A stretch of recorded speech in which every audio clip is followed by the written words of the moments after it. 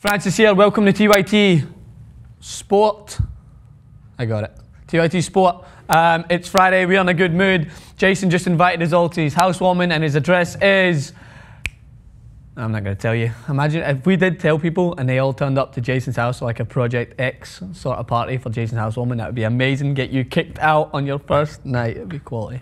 Alright, so the first talking point. New York Yankee Stadium, or Stanky as Jason has clearly called it with no remorse, was filled nearly to capacity during the game for Manchester City versus Liverpool.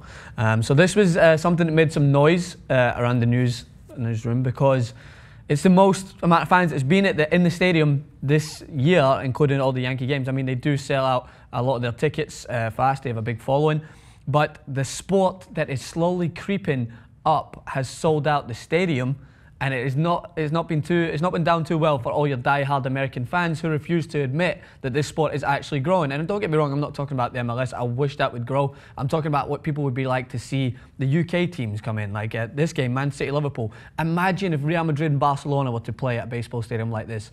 They'd be queuing up months in advance to try and get the tickets for this. That's how big the game is and how much Americans want to see competitive football like this. That's the truth. Take it or leave it.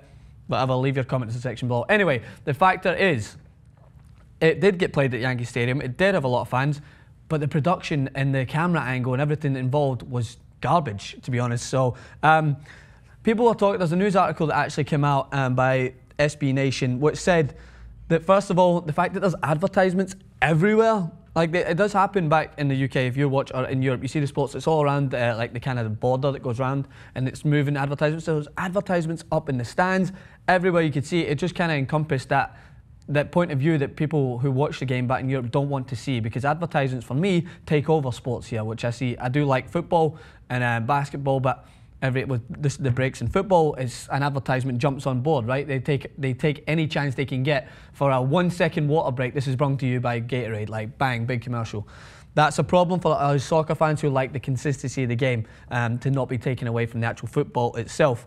But not just that, the pitch, because of the sand and the pitching like bank, which goes up in a hill, I believe, the ball was bobbling a lot, so that was a big factor, and it's going to be a problem for New York City FC, who plan to start their campaign next season at the Yankee Stadium. They're trying to build their own stadium, so that was the other problem, and the ball was bobbling everywhere, as well as the camera angle, because they try to go with a similar camera angle that they have in baseball, which is just not feasible for a game of football, because the game, you have to come further out and try and get the full width of the game to see what's going on. It was hard for them to track the movements because the ball moves a lot quicker, and you have to try and carry a larger amount of field than what you would with baseball, because you need to watch the hit and then try and catch the guy's run, whereas in football you need to watch every sort of movement all over the field. So it was a point that the game was good because it was in the Yankee Stadium and it had that many fans and it created some traction, but a lot more work needs to be done if New York FC are to have their games in there in the future. But as I said, big point for us soccer fans. An article we actually done on it, you can check at TYTSportsOnline.com.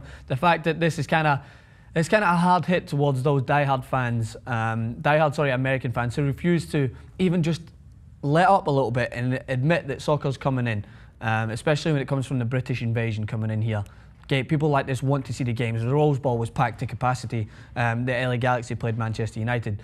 So it is a step in the right direction. I think they should bring more games to America to try and introduce fans to see the games. Like, as I said, if Barcelona and Real Madrid was to happen, my God, I mean, I would be queuing up to get my ticket here.